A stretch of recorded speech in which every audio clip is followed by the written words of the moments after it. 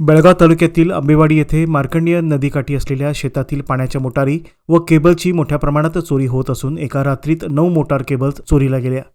या प्रकारात काही शेतकऱ्यांचे 5,000 ते 10,000 रुपयांपर्यंत नुकसान झाले असून एकूण लाखो रुपयांचा फटका बसला आहे।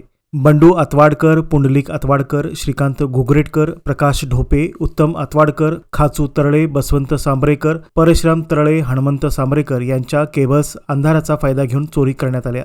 यापूर्वीही अशाच चोऱ्या झाल्या असून काही मोटारींचा अद्याप शोध लागलेला नाही। ही घटना काकती पोलीस स्टेशनच्या हद्दीत घडली आहे।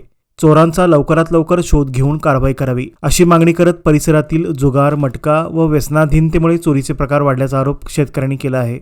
आंबेवाडी गावामध्ये झाले 2-3 दिवस असं शेतकऱ्यांमध्ये भीतीचं वातावरण निर्माण झालं आहे की आंबेवाडी गावामध्ये जे शेतकरी आहे खरोखरच शेतकऱ्यांची चोरी करणं फार नागरिकांना कळायला पाहिजे, युवा कार्यकर्त्यांना कळायला पाहिजे की शेतकऱ्यांची पिकं जे वायरा मोटर विहिरीमध्ये सोडतात ते वायरा चोरायचं काम आंबेवाडीमध्ये युवक वर्ग करत आहे।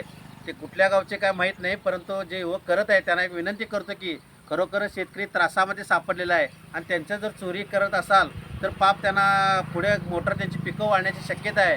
तरी मी तसं आणखी विचार केला तर ह्या परिस्थितीमध्ये वायरमन मिळत नाही आणि ते वायरमन मिळत नाही, त्यांचे रिपेअरिंग करण्याचं पिकं वाढत आहेत आणि खरंच काकती पोलीस स्टेशनला या न्यूजमध्ये विनंती करतो की त्यांनीसुद्धा जे युवक हे करत आहेत त्यांना पुन्हा सोडू नये, कारण आणि सोडला तर आणि करण्याची शक्यता आहे। त्यासाठी कडक कारवाई करावी आणि शेतकरी जे त्रासात सापडले आहे सरकारतर्फे त्यांना काहीतरी मदत करावी।